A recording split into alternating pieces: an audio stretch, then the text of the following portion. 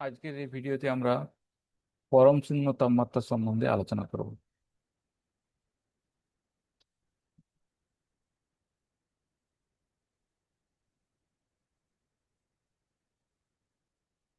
তো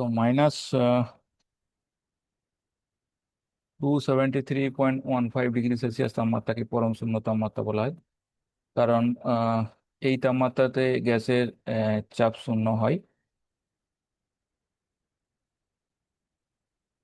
এই তাপমাত্রা আহ, আমাদের বিজ্ঞানী কেলভিন হচ্ছে নির্ধারণ করে। তাই এর নাম অনুযায়ী এর নাম দেওয়া হয়েছে একে, এবং থার্মোমিটার যে স্কেল নির্বাচন করেছে সেই জন্য এই নাম হচ্ছে কেলভিন স্কেল।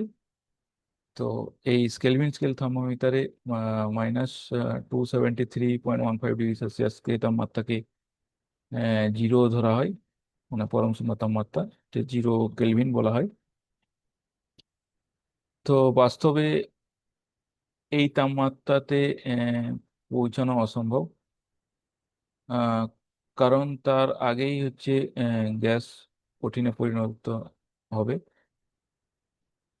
তো একে নির্বাচন করার জন্য আহ, এই যে যেইভাবে আমরা লেখচিত্র দেখছি, তো এইভাবে হচ্ছে মাইনাসে আসার পর একে উম,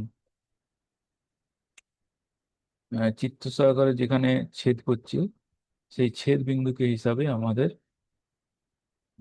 এই পরম শূন্য তাপমাত্রাকে নির্বাচন করা হয়েছে। অনুভূমিক যে অক্ষের সঙ্গে যে বিন্দুতে ছেদ করছে এবং যে টেম্পারেচার তাপমাত্রা পাওয়া গেছে সেই তাপমাত্রাকে হচ্ছে আমরা পরম শূন্য তাপমাত্রা ধরেছি। তো ওই ছেদ বিন্দু হলো -273.15 ডিগ্রি সেলসিয়াস। তো কেলভিন ও সেন্টিগ্রেড সেলসিয়াস স্কেলের মধ্যে সম্পর্ক হলো, আহ, এখানে ক্যাপিটাল টি হলো কেলভিন স্কেলের তাপমাত্রা। তো টি ইকাল টু হবে টিসি সেন্টিগ্রেড স্কেলের তাপমাত্রা প্লাস 273.15।